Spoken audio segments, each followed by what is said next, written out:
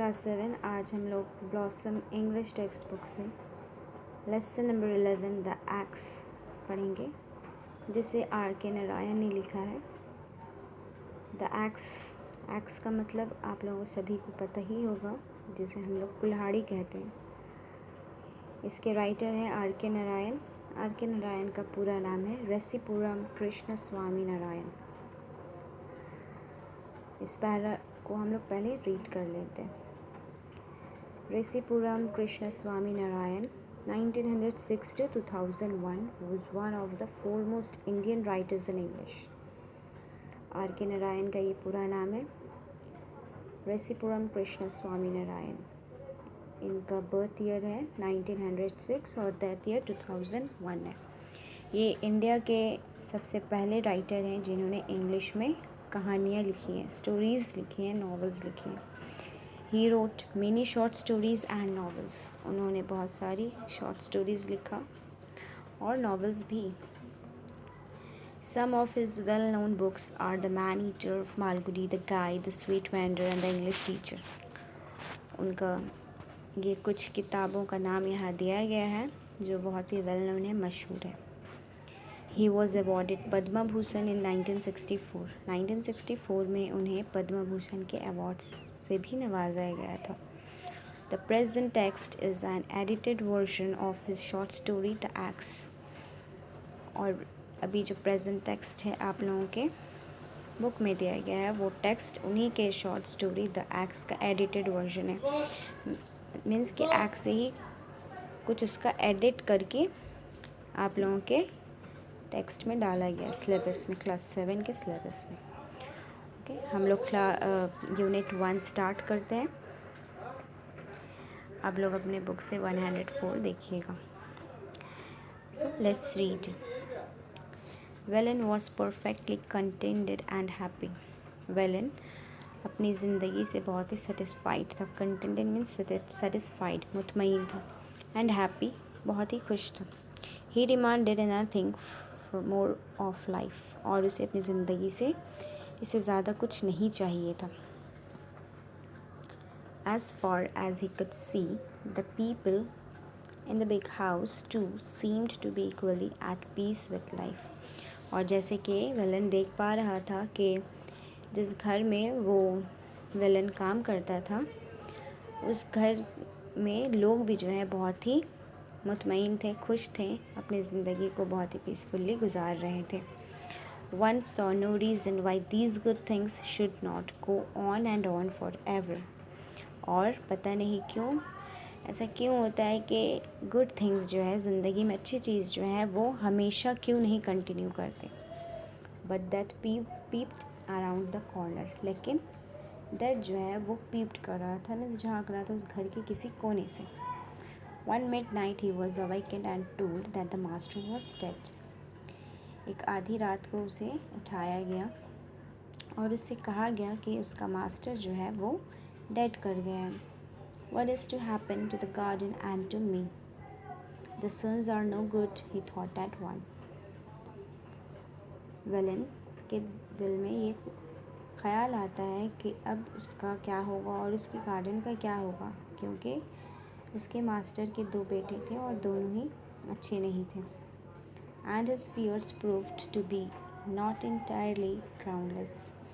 और जिसका डर था उसे वही आखिरकार साबित हो जाता है कि उसका डर जो है वो बेसलेस नहीं था, ग्राउंडलेस नहीं था, मीन्स बेबुनियाद नहीं था। The sons were no good really. Master के दोनों बेटे वाकई में अच्छे नहीं थे। They stayed for a year more, quarreled among themselves and went away to live in another house. वो दोनों बेटे उस घर में 1 साल से कुछ ज़्यादा रहे, दोनों साथ में, और फिर दोनों बेटों में बहस हुई, लड़ाई हुई, और फिर दोनों दूसरे घर चले गए उस घर को छोड़कर। A year later, some other family came in as tenants. और फिर 1 साल बाद दूसरे फैमिली आते हैं टेनेंट के तौर पर उस घर पे रहने के लिए। टेनेंट किसे कहते हैं कि दूसरे के प्रॉपर्टी में आकर एज अ रेंट पे करके रहना, ठीक है। The moment they saw Velen, they said, "Old gardener, don't be up to any tricks."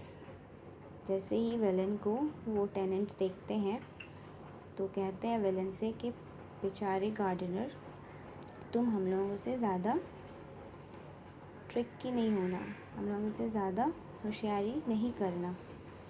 We know the sort you are, और हम लोगों को पता है कि तुम किस तरह के हो। We will sack you if you don't behave yourself, और हम लोग तुम्हें इस घर से निकाल देंगे अगर तुम हम लोग के साथ सही से बिहेव नहीं किए तो। सैक का मतलब होता है हटा देना या निकाल देना। Velan found life intolerable, Velan को अपनी ज़िंदगी मुश्किल में घिरी हुई लगती है।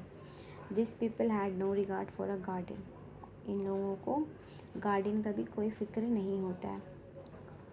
फॉर्च्यून हाउएवर सून फेवर्ड हिम, किस्मत ने उसका साथ दिया। द टेनेंट्स लेफ्ट, वो टेनेंट्स जिसने वेलन को धमकाया था उन लोग उस घर को छोड़ देते हैं। The house was locked up for a few years, और वो घर कुछ सालों तक बंद रहता है। Occasionally one of the sons of the late owner came round and inspected the garden. Occasionally मतलब कभी कभी मास्टर्स के बेटे में से कोई एक बेटा आता है उस घर में और गार्डन को इंस्पेक्ट करता है और फिर चला जाता है, मतलब अपने गार्डन को देखता है आकर और फिर चला जाता है। ग्रेजुअली इवन दिस सिस्ट, फिर आहिस्ता आहिस्ता ये भी जो है वो उन लोग ड्रॉप कर देता है, मीन्स यहाँ पे आना भी उन लोग छोड़ देता है। They left the keys of the house with Velan, और घर की चाबी भी वेलन के पास उन लोग छोड़ देता है। Occasionally, a prospective tenant came down, had the house opened, and went away after remarking that it was in ruins.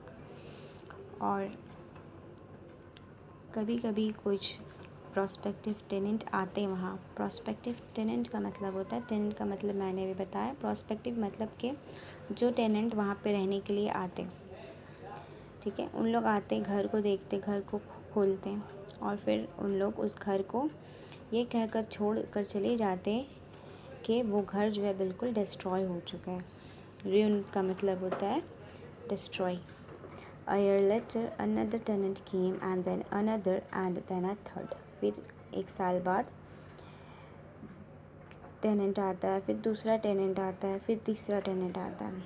No one remained for more than a few months, लेकिन कोई भी टेनेंट्स उस घर में कुछ महीनों तक से ज़्यादा नहीं रहता। And then the house acquired the reputation of being haunted, और फिर उस घर को एक पोजीशन मिल जाता है किस तरह का कि वो घर जो है वो हाउंटेड है, मीन्स उस घर में घोस्ट आते हैं। Even the owners dropped the practice of coming and seeing the house, यहाँ तक कि ओनर्स जो हैं वो लोग भी इस घर में आना और अपने घर को देखना, उन लोग भी इस सिलसिला को बंद कर देते हैं। Velan was very nearly the master of the house now, और वेलन जो है अनकरीब इस घर का जो है वो मास्टर है, हो गया था, क्योंकि सारा कुछ जो है उसी के इसमें आ गया था। घर की चाबी भी उसी के पास थी और वहाँ पे कोई नहीं रहता था सिवाय वेलन के। The keys were with him, घर की चाबी उसी के पास थी। He was also growing old, और वो बूढ़ा भी होता चला जा रहा था। When the mood seized him about once a year, he opened the house and had the floor swept and scrubbed. और जब उसका मूड चाहता तो वो साल में एक बार उस घर को खोलता और उस घर में झाड़ू देता। स्वेप्ट मीन्स झाड़ू लगाना, एंड स्क्रब्ड और पोछा लगाता। But gradually he gave up this practice, लेकिन धीरे धीरे वो इस काम को भी करना वो बंद कर देता है। गिव अप मीन्स छोड़ देना। He was too old to bother about this things, और वो इन सब कामों के लिए बहुत ही ज़्यादा बूढ़ा हो चुका था। ये सारे काम उससे नहीं हो रहे थे, तो इसलिए उसने ये सारे काम भी करना छोड़ दिया। Years and years passed without any change, बहुत सारे साल गुजर गए इसी तरह, लेकिन कोई भी चेंजेस नहीं आया। It came to be known as the ghost house and people avoided it. और उस घर को घोस्ट हाउस के नाम से जाना जाता था वो घर। और पीपल भी जो है, लोग इस घर को अवॉइड करते, नेगलेक्ट करते, नज़रअंदाज करते। Velan found nothing to grumble about in this state of affairs. और विलन को इस कंडीशन में कोई भी शिकायत नहीं थी। जैसे कि वो अपनी जब उसका मास्टर ज़िंदा था तब भी उसे कोई भी कंप्लेन नहीं था, और वैसे अभी भी उसे कोई भी कंप्लेन नहीं है। It suited him excellently. और ये सिचुएशन जो है उसे सूट कर रहा था।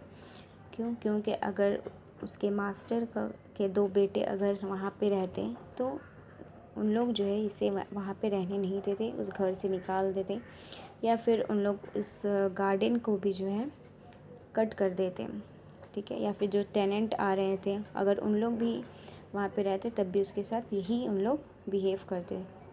तो इसलिए वो जिस भी सिचुएशन में रह रहा था, अकेला ही रह रहा था, लेकिन वो उस कंडीशन से जो है उसे कोई कंप्लेन नहीं था। फर्स्ट यूनिट हम लोग का यहीं तक है, कंप्लीट होता है।